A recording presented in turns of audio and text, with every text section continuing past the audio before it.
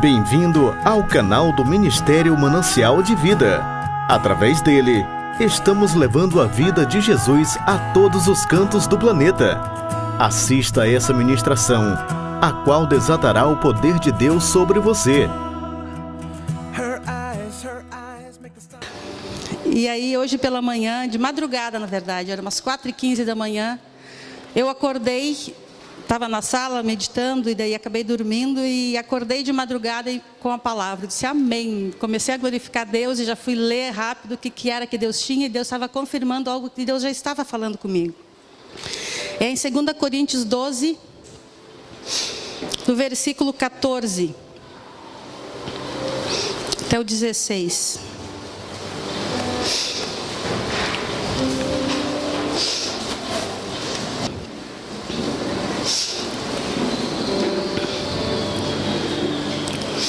Diz assim: mas graças a Deus, que sempre nos conduz vitoriosamente em Cristo e por nosso intermédio exala em todo lugar a fragrância do seu conhecimento, porque para Deus somos o aroma de Cristo entre os que estão sendo salvos e os que estão perecendo. Para estes somos cheiros de morte, para aqueles fragrância de vida. Mas quem está capacitado para tanto? O Senhor colocou essa palavra no meu coração e eu comecei a pensar, digo, que fragrância será que eu estou exalando? E comecei a meditar nisso, comecei a pensar e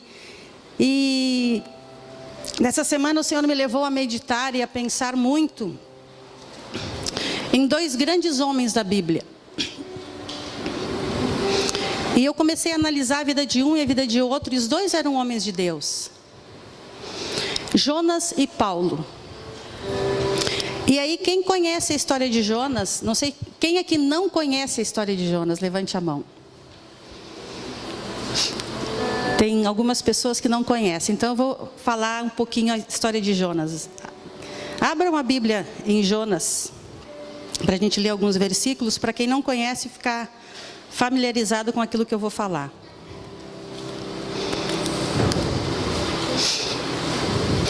Jonas, ele era um profeta de Deus, era um homem usado por Deus. E Deus chamou ele, falou para ele que era para ele ir. No capítulo 1 diz assim: a palavra do Senhor veio a Jonas, filho de Amitai, com esta ordem: vá depressa à grande cidade de Nínive e pregue contra ela, porque a sua maldade subiu até a minha presença. Essa foi a ordem de Deus. Era uma cidade que estava totalmente desagradando ao Senhor, fazendo tudo de errado, pecando, fazendo coisas que o Senhor estava a ponto de destruir toda a cidade. E Deus falou a Jonas: vai e pregue para essa cidade. E Jonas fugiu da presença do Senhor. Em vez de ele pegar um navio para ir para Nínive, ele pegou um navio para uma outra cidade chamada Tarsis. Nada a ver com o que o Senhor tinha falado. Desobedeceu o Senhor. Mesmo sendo um homem de Deus, mesmo sendo um profeta, ele foi desobediente. E foi para outra cidade. E a Bíblia diz assim: mas Jonas fugiu da presença do Senhor, dirigindo-se para Tarsis. Desceu à cidade de Jope, onde encontrou um navio que se destinava àquele porto. Depois de pagar a passagem, embarcou para Tarsis para fugir do Senhor. O Senhor, porém, fez soprar um forte vento sobre o mar, e caiu uma tempestade tão violenta que o barco ameaçava arrebentar-se. Todos os marinheiros ficaram com medo, e cada um clamava ao seu próprio Deus. E atiraram as cargas ao mar para tornar o navio mais leve. Ou seja, a desobediência de Jonas, o fato dele não obedecer ao Senhor, fez com que muitas pessoas pagassem, muitas pessoas sofressem, perdessem suas coisas. Eu creio que esse navio deveria estar cheio de coisas preciosas, cheio de mantimentos, cheio de coisas preciosas que eles levavam para uma outra cidade. Porque naquela época tudo era transportado por mar. E aqui diz que os marinheiros estavam apavorados. Imagina, os marinheiros acostumados a andar no navio. Estavam sempre em alto mar. Aquele dia ficaram apavorados, para vocês terem noção de quanto forte era essa tempestade. Mas a Bíblia diz que enquanto isso, Jonas tinha descido ao porão e se deitava e dormia profundamente. Jonas não estava nem aí com o que estava acontecendo. Jonas não estava preocupado com o que estava acontecendo, se pessoas estavam a ponto de perder suas vidas, as pessoas estavam perdendo, jogando ao mar a carga que estava no navio. Jonas não estava nem aí. Se ele tinha desobedecido ao próprio Deus, ele iria se preocupar apenas com pessoas que estavam ali? E o Senhor me levou a refletir muito sobre isso. Aí o capitão dirigiu-se a ele. Como pode ficar dormindo? Ou seja, o capitão viu ele lá sossegado. Acho que era o único que estava dormindo tranquilamente. E o capitão chegou e disse: "Ei, cara, o que tu está fazendo? Como que tu pode dormir com toda essa tempestade? A gente está a ponto de morrer, a gente está perdendo tudo. O navio pode ser destruído e tu dormindo." Aí ele disse: "Levante-se e clame ao seu Deus. Talvez ele tenha piedade de nós e nós não morramos." Então os marinheiros combinaram entre si. Eu creio que quando o capitão falou isso para Jonas, ele deve ter levantado muito sem vontade e não deu muita bola para o que o capitão falou. Porque se os marinheiros combinaram entre eles de lançar sorte para ver o que estava acontecendo e quem era o culpado, isso me leva a entender que Jonas não deu muita bola para o capitão. Que ele não se preocupou, mesmo o capitão tendo falado para ele. Aí eles lançaram sorte e caiu sobre quem? Sobre Jonas. Então eles entenderam que Jonas era o culpado de tudo o que estava acontecendo. Jonas era o responsável. Aí perguntaram a ele: "Diga-nos quem é o responsável por esta calamidade. Qual é a tua profissão? De onde você vem? Qual é a tua terra? A que povo você pertence?" Eles estavam apavorados, tentando descobrir o porquê de tudo aquilo. Por que o Senhor estava tão... Eles queriam descobrir o porquê de tudo isso. O que tu fez de tão grave para a gente estar pagando por isso? Até que Jonas então disse: "Eu sou hebreu, e olha só o que me chamou a atenção, adorador do Senhor." Quantas vezes nós falamos que somos adorador do Senhor? Estamos em desobediência. Quantas vezes nós falamos: "Ah, eu adoro o Senhor, eu sou um adorador." Estamos em desobediência ao Senhor. Estamos nem aí para o que está acontecendo com o nosso vizinho, com os colegas. A gente vê que o barco deles está quase afundando, que a tempestade está terrível, que ele está perdendo tudo que ele tem. E nós... Mas quando nos perguntam: "Quem tu é?" "Ah, eu sou adorador do Senhor, eu sou serva do Senhor, eu sou cristã, eu sou evangélica. Eu sou. Mas adorador do Senhor, o Deus dos céus, o que fez o mar e a terra." E ainda declarou: "Eu sou adorador do Senhor, o Deus que fez os céus e a terra." Então os homens ficaram apavorados e perguntaram: "O que foi que tu fez, cara? Pelo amor de Deus, fala." Pois sabiam que Jonas estava fugindo do Senhor, porque ele já havia dito. Visto que o mar estava cada vez mais agitado, eles lhe perguntaram: "O que devemos fazer contigo para que o mar se acalme?" E aí a resposta de Jonas: "Me pegue e me jogue no mar, e ele vai se acalmar." Ou seja, Jonas, além de ser desobediente, de estar alheio à situação, não estar preocupado, ele ainda não tinha coragem dele pular, dizer: "Não, pode deixar, eu sou responsável, eu vou assumir o meu erro. Eu vou pular no mar para que a tempestade pare." Não, ele disse: "Me joguem no mar, aí vai se acalmar a tempestade." Os coitados dos marinheiros ficaram mais apavorados ainda, porque eles falavam, diz assim a Bíblia: "Ao invés disso, os homens se esforçavam ao máximo para remar de volta à terra, mas não conseguiram, porque o mar tinha ficado ainda mais violento. Então eles foram clamar ao Senhor: "Senhor, nós suplicamos, não nos deixe morrer por tirarmos a vida desse homem. Não caia sobre nós a culpa de matar um inocente. Porque tu, ó Senhor, fizestes o que desejavas." Aí em seguida pegaram Jonas e lançaram ao mar, enfurecido, e este se aquietou. Ou seja, os marinheiros tiveram que fazer, mas fizeram aquilo com temor, enquanto que Jonas não estava preocupado. E era um homem de Deus, um adorador do Senhor. Mas aí o Senhor me levou a Paulo. Vamos a Atos 27. E eu comecei a meditar na vida desses dois homens. Paulo, nós lemos aqui, ele falou que nós exalamos o perfume de Cristo. Paulo exalava realmente o perfume de Cristo. Atos 27. A vida de Paulo também, ele era um homem, antes de conhecer o Senhor, antes de se converter ao Senhor, Paulo era chamado Saulo de Tarso. Vou falar um pouquinho também para quem ainda não conhece, talvez nunca ouviu falar de Paulo, saber quem ele era.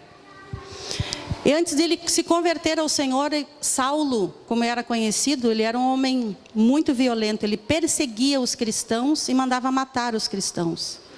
Porque ele achava que com isso ele estava agradando a Deus, que ele era zeloso por Deus, ele fazia isso por amor a Deus.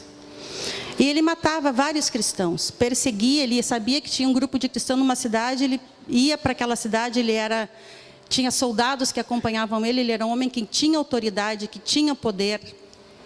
Ele ia para várias cidades perseguindo os cristãos, apedrejando, matava os cristãos. Mas um dia, quando ele estava indo para uma cidade, ele teve um encontro com o Senhor. Apareceu uma forte luz, derrubou ele do cavalo, literalmente, porque ele estava a cavalo. Ele caiu no chão e veio uma voz que dizia: Saulo, Saulo, por que tu me persegues? Aí ele perguntou: Senhor, quem tu és? Ele disse: eu sou aquele que tu persegues. E o Senhor começou a falar com ele. E ele ficou cego com aquela luz. Os soldados que estavam com ele viram a luz, mas não ouviam a voz. Somente Paulo ouvia. Naquele momento, Paulo foi levado para uma outra cidade. Lá Deus falou com um certo homem, disse: ó, vai a tal lugar, lá tem um homem assim, assim, você ore por ele, ele vai ser curado, e eu vou usar ele para pregar o evangelho. Resultado desse encontro com Deus, Paulo foi um homem que realmente exalou o perfume de Cristo. O Novo Testamento é quase todo escrito por Paulo. Então quem lê o Novo Testamento começa a ver o que Paulo pregava, o que Paulo fazia, os conselhos de Paulo, vê que realmente Paulo teve um encontro genuíno com o Senhor. Houve uma transformação total da vida dele. Ele exalava o perfume de Cristo. Quando ele estava pregando numa determinada situação, alguns homens se levantaram contra ele, perseguiram Paulo e levaram ele preso. Lá ele chegava diante de uma autoridade. As pessoas falavam o que tinha acontecido, eles não viam em Paulo nenhum pecado, não viam em Paulo nada errado, mas ficavam com temor de mandar Paulo para a prisão, ficavam com temor de tocar em Paulo, jogavam para outra autoridade. Aquele lá escutava o que as pessoas falavam, as acusações, Paulo se defendia: não posso fazer nada, vai para tal lugar. Eles ficavam empurrando um para o outro e não queriam condenar Paulo, porque Paulo não tinha feito nada errado, ele estava apenas pregando o evangelho. Mas alguns fariseus se levantavam contra ele e perseguiam Paulo. E eu entendo que de certa forma Paulo estava colhendo o que ele plantou. Porque tudo que nós fazemos, todas as nossas atitudes, todas as nossas ações, são sementes que plantamos. E tudo que nós plantarmos, vamos colher. Então Paulo, a vida toda dele, após ter convertido ao Senhor, ele foi perseguido, foi açoitado, foi lançado em prisões. Mas isso era apenas colheita daquilo que ele havia feito lá atrás, antes de ter conhecimento do Senhor. Então os nossos pecados, quando nós aceitamos o Senhor, eles são perdoados. Mas as consequências dos nossos pecados, elas vêm. Cedo ou tarde, essas consequências vêm. Isso que nós precisamos entender. Mas eu aceitei Jesus e eu achei que ia ser um mar de rosas. E achei que ia parar os problemas, eu achei que ia ser tudo bênção. Não, mas e aí, o que tu fez lá atrás? Seria injusto você não colher o que você semeou, se a Bíblia fala. Então nós colhemos sim coisas ruins. Então nós precisamos entender, a partir do momento que aceitei Jesus, que me posicionei a uma nova mudança de vida, uma nova vida em Cristo, eu preciso cuidar o que eu planto. Eu preciso cuidar a minha semente. Porque eu tenho que ter consciência que eu vou colher isso. De alguma forma. E aí você colher coisas ruins, tendo essa consciência que se você plantou coisas ruins, você vai colher. Se você continua fazendo, se a gente continua errando e semeando coisas ruins, querido, aí a gente é burro demais, né? Perdão da palavra, mas se a gente continua fazendo coisa errada, após conhecer a verdade, e continua fazendo coisa errada, sabendo que lá na frente vai ter a colheita, misericórdia de nós. Então, Paulo acabou sendo julgado e sendo mandado para várias autoridades, e ninguém tinha coragem de fazer nada com Paulo. Até que Paulo disse: o seguinte, eu sou cidadão romano, me mandem então para Roma para que César julgue a minha causa. Aí colocaram Paulo num navio, E mandaram Paulo, então, para César. E aí no capítulo 27, tem ali a viagem de Paulo para Roma. Quando Paulo estava indo para Roma, ele e mais alguns presos, começou também uma tempestade.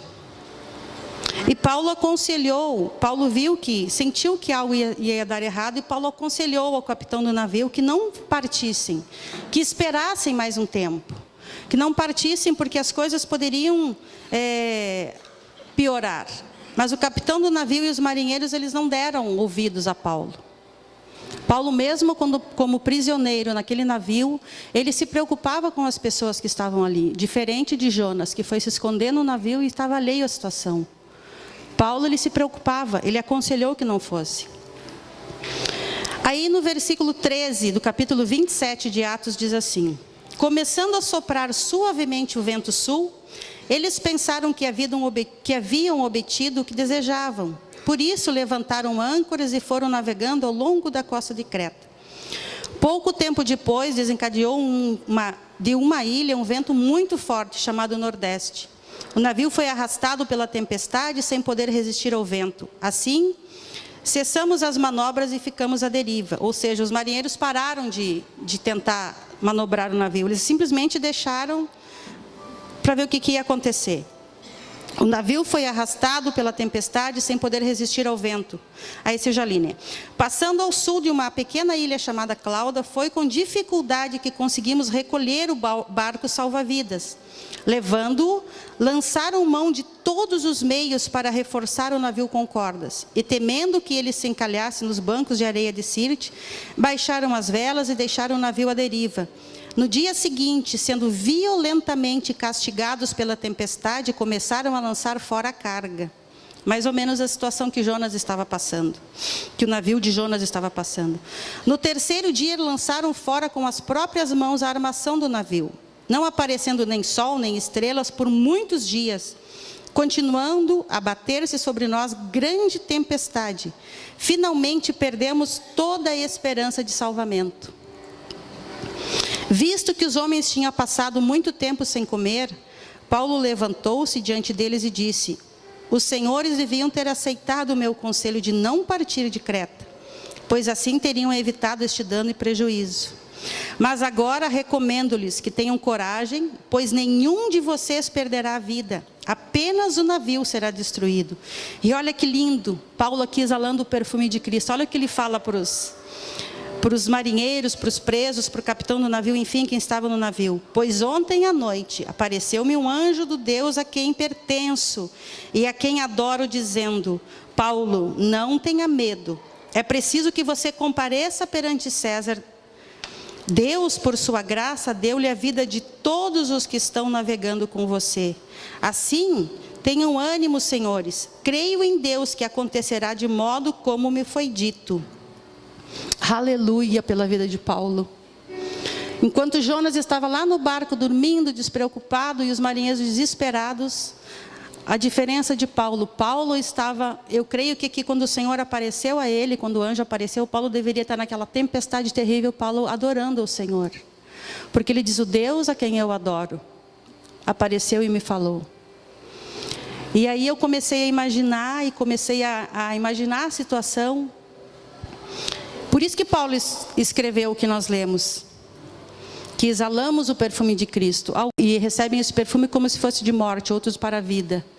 Paulo exalava esse perfume e geralmente era gerado vida quando ele exalava esse perfume de Cristo, porque Cristo é vida.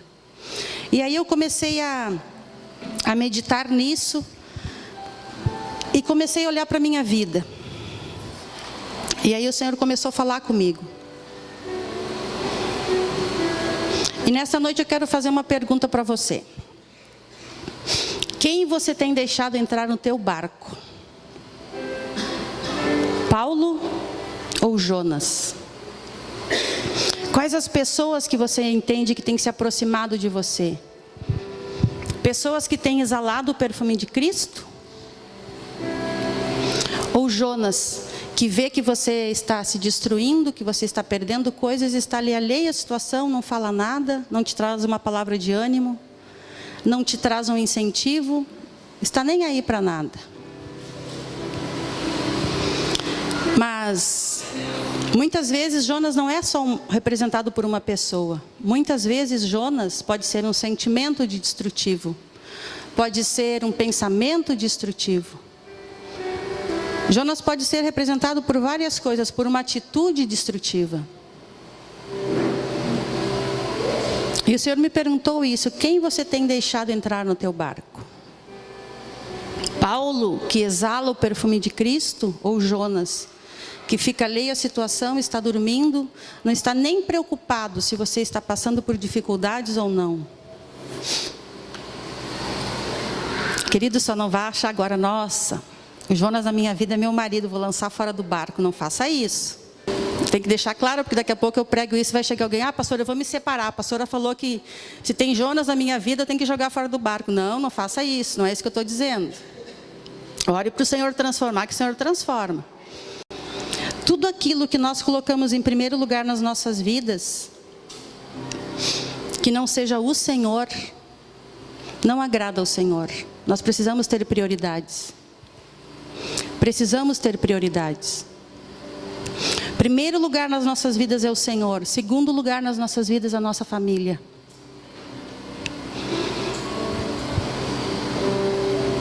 E aí, Jonas poderia ter a oportunidade lá de ter pregado para aquelas pessoas que estavam no barco.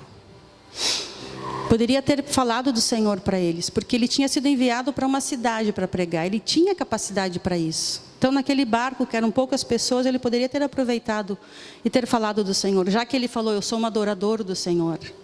Ele poderia ter aproveitado e ter falado do Senhor para eles. Mas não, ele só disse: ah, me joguem no mar. Perdeu uma oportunidade. Mas mesmo assim, aqueles homens tiveram temor e falaram com o Senhor, oraram ao Senhor, pedindo perdão por terem jogado Jonas ao mar. E o Senhor, na sua infinita misericórdia, eu creio que ouviu o clamor deles, tanto que a tempestade se acalmou. Mas Paulo aqui, a Bíblia diz que eles perderam tudo, que até o navio se perdeu. E chegou uma determinada situação, antes do navio acabar sendo destruído, os marinheiros já estavam desesperados. Eles ouviram Paulo falar: nenhuma vida vai se perder. Mas eles estavam tentando pegar os botes salva-vidas e fugir, sair do navio. E Paulo, quando viu, falou ao capitão: ó, não deixe, porque se eles saírem do barco, se eles saírem desse barco, vocês não têm como se salvar. O Senhor falou que a vida de ninguém se perderia, então ninguém pode descer do barco. Os soldados foram lá, cortaram as cordas dos barcos, não deixaram que os marinheiros saíssem. E foi o que aconteceu, como Paulo disse: o barco se perdeu, a carga se perdeu, o barco foi destruído, mas a vida de nenhum deles se perdeu. O Senhor cumpriu aquilo que tinha falado para Paulo. E eu quero te levar a refletir mais uma vez. Eu perguntei: quem você tem deixado entrar na sua vida? Jonas ou Paulo? Normalmente a gente olha e a gente só vê defeito no outro, né? Nossa, fulano é Jonas na minha vida. Brincadeira. Eu tenho que jogar fora do meu barco. Mas agora eu quero te levar a uma outra reflexão. Quem você tem sido na vida daquele que está ao teu lado? Paulo, que exala o perfume de Cristo, ou Jonas? Isso o Senhor também me perguntou. Eu fiquei um bom tempo analisando, puxa vida, tem algumas pessoas que para elas eu tenho sido Paulo. Eu tenho exalado o perfume de Cristo, eu tenho me preocupado, eu tenho orado, eu tenho ajudado, eu tenho aconselhado, mas tem algumas que muitas vezes eu tenho agido como Jonas. Porque às vezes eu sei que ela está passando por uma dificuldade, eu estou alheia, não estou nem aí. Não chego até ela para saber como ela está, não pergunto se ela precisa de ajuda. Eu fico sabendo, mas nem conheço direito. Às vezes falam: tem um fulano que está mal, está assim, assim, assim, precisando de ajuda. E a gente ouve aquilo e mas eu nem sei quem é, não conheço. Não é do meu hall de amizades, não é da minha família, não mora no meu bairro. Muitas vezes nem orar pela pessoa a gente lembra de orar. Entra aqui e sai aqui. E quando nós agimos assim, estamos agindo como Jonas. Ficamos lá no fundo do navio, escondido para que ninguém nos veja. E esquecemos de falar do Senhor. Esquecemos de exalar o perfume de Cristo. Então, da mesma maneira que o Senhor falou comigo e me fez essa pergunta, eu quero fazer essa pergunta para que você reflita nesta noite. Que tipo de pessoa você tem sido? Que perfume você está exalando? Você tem sido um Jonas, está se omitindo? Ou você tem sido Paulo, que se preocupa que no meio da tempestade, você está lá orando para que o Senhor te dê uma palavra, para que você possa levar essa palavra a alguém que está na tempestade? Paulo estava como prisioneiro, Jonas não era prisioneiro. Jonas estava simplesmente, foi uma decisão dele fugir do Senhor. Paulo não, Paulo estava naquele barco porque ele era obrigado a estar ali. Porque ele era prisioneiro, ele estava sendo levado para um julgamento, por amor a Cristo. Ele poderia dizer, já que eu estou nessa situação, eu não estou nem aí para nada. Estou aqui preso mesmo. Por que eu vou estar orando? Por que eu vou estar clamando ao Deus? Por que eu vou estar adorando a Deus? Eu estou nessa situação, Ele que me colocou nessa situação. Poderia culpar o Senhor. E muitas vezes a gente faz isso. Quando as coisas estão ruins, Deus é um Deus ruim. Quando as coisas estão boas, Deus é um Deus bom. Eu até nem falo, não, Deus, a gente diz assim, não, Deus sabe de todas as coisas. A Ele pertence tudo, Ele sabe o melhor, o que é o melhor. Mas lá no fundo, no nosso íntimo, a gente diz, Deus, por que tu deixou acontecer isso? Deus, por que está acontecendo isso? Por que, Senhor? A gente não fala, a gente não tem coragem de declarar que a gente está com essa interrogação questionando Deus. Mas a gente quer demonstrar normalmente que somos confiantes no Senhor, que confiamos nele 100%. E daí para as pessoas a gente quer mostrar uma coisa que realmente não vivemos, que lá no fundo não está certo. E ontem eu estava ouvindo uma mensagem e o pastor falou assim, Deus, Ele não quer se relacionar com aquela pessoa que está numa reunião, como hoje aqui. Não é com essa Sandra que Deus quer se relacionar. Não é com aquele Tiago que Deus quer se relacionar. Porque quando nós estamos reunidos na igreja ou num grupo, ou estamos reunidos numa festa, a gente nunca é 100% quem a gente é. A gente nunca é 100% quem a gente é. A gente esconde muita coisa, para que as pessoas não percebam realmente quem nós somos. E não é com esse que Deus quer se relacionar. Deus quer se relacionar com aquele quando está só Ele e Deus, que só os olhos de Deus estão sobre Ele. É com esse que Deus quer se relacionar. É com aquela Sandra que quando ela está sozinha, só ela, que ninguém está perto, ninguém está vendo. É com essa Sandra que Deus quer se relacionar. Por isso que a palavra diz, quando quiser falar com teu Deus, entra no teu quarto e fecha a tua porta e ore a Deus em secreto. Porque é aquela lá, que está sozinha, lá no seu quarto, que Deus quer se relacionar. Não é como esses que estão aqui reunidos, porque cada um, de certa forma, usa uma máscara para disfarçar realmente quem é. E Deus sabe, Deus nos conhece profundamente. Deus, para Ele a gente não tem como usar máscara, porque Ele nos vê. Deus, Ele vê o nosso íntimo. E eu creio que quando nós estamos sozinhos no nosso quarto, buscando a presença de Deus, e quando Deus vem, Ele nos transforma. Ele nos molda, Ele nos muda, Ele transforma o nosso caráter, Ele transforma a nossa vida. Ele coloca em nós o perfume dEle para que a gente possa exalar lá fora.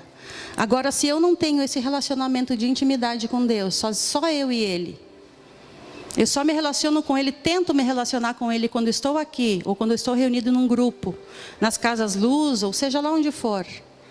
Se eu só tento me relacionar com Ele assim, eu não tenho como exalar o perfume de Cristo. Porque Ele não pode se relacionar com essa pessoa que está usando de certa forma algumas máscaras. Agora, quando eu estou sozinha com Ele, quando Ele vem, é porque realmente Ele vê que o meu desejo é que haja transformação. O meu desejo é que realmente Deus possa mudar a minha vida. O meu desejo é, Senhor, eu preciso me relacionar contigo, eu quero exalar o teu perfume ali fora. Eu quero agir como Paulo, eu quero me preocupar realmente com aqueles que estão passando por tempestades. Eu quero me preocupar realmente com aqueles que estão sofrendo. Eu quero exalar o teu perfume. Eu quero ser verdadeira, Senhor. Não somente no meu quarto sozinha contigo, mas lá fora eu quero ser verdadeira. Então medite nesta noite, reflita que tipo de pessoa você tem sido. Que tipo de relacionamento com o Senhor você tem tido. Você se relaciona com Ele ou tenta se relacionar com Ele só quando você está aqui? Ou você tem o teu relacionamento íntimo com Ele na tua casa, no teu quarto, onde ninguém mais te vê? É isso que o Senhor está procurando. Ele falou para aquela mulher que estava no poço de Jacó tirando água: eu tenho uma água que mata a sede, que tu nunca mais vai ter sede. E começaram a falar em adoração, e ele disse: mulher, o Senhor procura verdadeiros adoradores, que o adorem em espírito e em verdade. Jonas declarou: eu sou um adorador do Senhor. Mas as atitudes deles não diziam isso. As atitudes dele naquele barco não falaram isso. Ele falava uma coisa e demonstrava e agia de outra forma. E muitas vezes a gente faz isso. Declaramos que somos adorador do Senhor, mas as nossas atitudes, as pessoas lá fora olham e dizem: nossa, se for para ser crente desse jeito, se for para ir naquela igreja e ser crente assim, eu não vou, fico no mundo fazendo tudo que tenho feito e não vou. A gente ouve muito isso, e às vezes a gente fica envergonhada, e a gente às vezes tem uma palavra do Senhor para falar, e quando a pessoa nos choca com isso, a gente acaba nem falando. É verdade, não vou falar mais, porque... Agora, se nós realmente temos a presença do Senhor nas nossas vidas, quando vier uma pessoa e me disser isso, me falar isso: não, para ser crente igual fulano, se a gente realmente estiver cheio do Senhor, exalando o perfume de Cristo, muitas vezes a pessoa não vai nem falar nada, ela vai se constranger diante da nossa presença, porque o perfume de Cristo vai estar exalando de nós. E nós vamos poder ter a oportunidade de falar do Senhor. Isso tem faltado na igreja hoje, infelizmente tem faltado. Falta em nós esse perfume. Falta em nós exalar esse perfume. Nos preocupamos com tantas coisas, com aparência. Essa era de hoje que nós estamos vivendo uma era de aparências, não só lá fora no mundo, dentro da igreja também, onde as pessoas querem mostrar santidade na aparência, e esquecem que a santidade ela tem que ser demonstrada em atitudes, em ações. Adorar o Senhor não é só vir aqui, levantar a mão, cantar, chorar. Muitas vezes isso é só nossa alma sendo tocada e não nosso espírito. E quando a nossa alma apenas é tocada pela música, não gera transformação. Você pode estar ouvindo às vezes uma música até mundana, uma música secular, que tem uma letra bonita. Se você estiver meio sensível, você quase morre chorando. Se bota uma música triste lá, pronto, abre o bocão a chorar.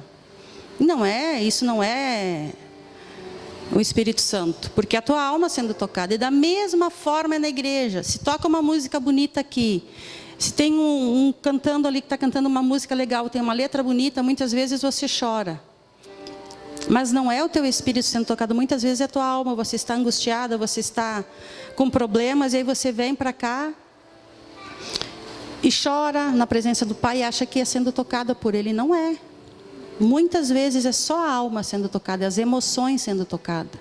Porque você só deixa para se relacionar com Ele quando você chega aqui. Você não tem o teu tempo em particular com Ele, lá sozinho com Ele, onde Ele vem realmente. E Ele te conhece, Ele te mostra os teus problemas, te mostra os teus defeitos. E Ele faz com que você reflita naquilo que você está fazendo de errado, com que você se envergonhe das tuas atitudes erradas. E Ele te confronta, Ele te mostra como você tem que fazer para consertar, como você tem que fazer para ser melhor, como você tem que fazer para exalar o perfume dEle. Agora, se eu não tenho esse hábito de ler a palavra, de ter o meu tempo com Ele, não adianta eu estar aqui achando que esse pouco tempo que nós passamos aqui vai mudar a minha vida. A Bíblia diz que a palavra nos liberta. Mas o que realmente, conhecereis a verdade, e a verdade vos libertará. O que vai me libertar realmente é o que eu vou fazer com essa verdade. Porque que muitos leem a Bíblia e não são libertos? Porque eles leem a Bíblia, mas não tomam a atitude de botar essa verdade em prática. Simplesmente leem a Bíblia e continuam fazendo tudo errado. Ah, mas a verdade liberta. Sim, mas depende daquilo que eu vou fazer com a verdade. Se eu vou praticar a verdade, eu vou ser liberta. Agora, ler a palavra e não praticar ela, não botar essa verdade em prática, não vai haver transformação. A palavra tem poder, mas eu preciso fazer uso dela. Só ler a Bíblia e não botar em prática, isso eu tenho falado muitas vezes nos GRs. Nós precisamos colocar em prática o que estamos aprendendo. Porque se nós não colocarmos em prática, nada vai mudar. E eu não vou poder exalar o perfume de Cristo. Eu vou acabar me frustrando, porque, poxa vida, eu vou todo domingo na igreja, eu vou toda terça-feira no GR, escuto a palavra e não acontece nada. E é pregado que a verdade liberta, conhecereis a verdade, ela vos libertará. E na minha vida não acontece nada. Mas o que você está fazendo com essa verdade que você está tendo conhecimento? O que você está fazendo com isso? Você está aplicando na tua vida ou você só está ouvindo e está deixando de lado? Se nós que estamos ouvindo, nós não colocarmos em prática, nós não começarmos a praticar, se nós não começarmos a colocar isso nas nossas atitudes todos os dias e mudarmos os nossos pensamentos, nada vai mudar. Eu vou continuar vivendo na mesma vida medíocre, vou continuar vivendo as mesmas situações todos os dias. Vai virar uma rotina e a gente vai se frustrando, a gente vai se entristecendo. E muitas vezes questionamos a Deus, como eu falei, por que, Senhor, isso está acontecendo? Tá, mas daí, filha, o que tu está fazendo com o que tu está aprendendo? O que tu está fazendo com tudo que tu está aprendendo? Eu sempre uso o exemplo, você está doente, vai no médico, o médico te dá uma receita. Aí você vai na farmácia e pega os remédios, muitas vezes de graça, e leva para casa e bota na estante. E deixa lá. E continua doente, continua com o mesmo problema, e o remédio lá. Puxa vida, fui no médico e não adiantou nada. Tomou o remédio? O remédio lá na estante fechadinho, lacrado, não vai fazer efeito nenhum. Agora, se você fizer realmente como o médico mandou, se você não crê que Jesus possa te curar e precisa realmente estar indo no médico, e você não tomar o remédio, você não vai ficar curado. Agora, se você crê que o Senhor Jesus pode te curar, que Ele é o médico dos médicos, que Ele tem poder para isso, nem no médico vá. Simplesmente entregue a tua vida a Ele e diga, Senhor, a minha vida é tua. Eu quero exalar o teu perfume, não um perfume de um doente, mas o teu perfume que gera vida. O teu perfume que transmite vida, que transmite esperança, que transmite salvação, que transmite transformação. É esse perfume que eu quero exalar. Nós precisamos colocar em prática tudo aquilo que estamos aprendendo. O Senhor tem falado de muitas formas. Nós estamos vivendo os últimos tempos. Não há mais tempo de nós ficarmos brincando de cristãos. Não há mais tempo de nós ficarmos brincando, falando que somos adoradores do Rei. E as nossas atitudes falarem outra coisa. Eu ouvi uma vez um pregador falar assim: pregue a palavra. Se você precisar falar, fale. E eu, nossa, como assim? A tua vida tem que ser uma pregação. As tuas atitudes ali fora tem que ser uma pregação. Se precisar falar, fale. Ou seja, se eu exalo o perfume de Cristo, muitas vezes não precisa falar. As minhas atitudes ali fora, o meu testemunho de vida ali fora, o amor que eu transmito ao meu próximo ali fora, tem que falar. Porque às vezes a gente vê muitos tagarelas que falam a palavra e não conseguem convencer ninguém, porque o Espírito Santo não está nele, quem convence é o Espírito Santo. Então, se o Espírito Santo está em mim, muitas vezes não é preciso falar. As minhas atitudes, através dela, o Espírito Santo, exalando o perfume de Cristo, vai convencer o pecador que ele precisa se arrepender, que ele precisa do Senhor. Aí a gente vê o Evangelho hoje tão Paulo, até nesse capítulo aqui que a gente leu sobre exalar o perfume de Cristo, ele diz, porque nós não vendemos o Evangelho. Muitas vezes o Evangelho é vendido. As pessoas falam, e acabam, vê que não vai dar resultado, acabam cobrando das pessoas, se você der tanto, vai acontecer isso, o Senhor vai fazer. E o Senhor, pela infinita misericórdia dele, Ele faz, porque na ignorância daquelas pessoas que ouviram isso, acham que é só dessa forma que o Senhor vai fazer, é elas comprando a bênção. Em vez de das pessoas pregarem que Jesus transforma, que Jesus salva, que Jesus faz, eles pedem algo em troca. E as pessoas, sem saber a verdade, sem conhecer a verdade, vão e fazem.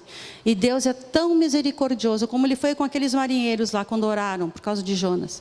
Deus acalmou a tempestade. Mas não é só isso que o Senhor quer. Ele quer de nós, da sua noiva, da sua igreja, algo mais que isso. Ele quer realmente que nós exalemos o perfume dele ali fora.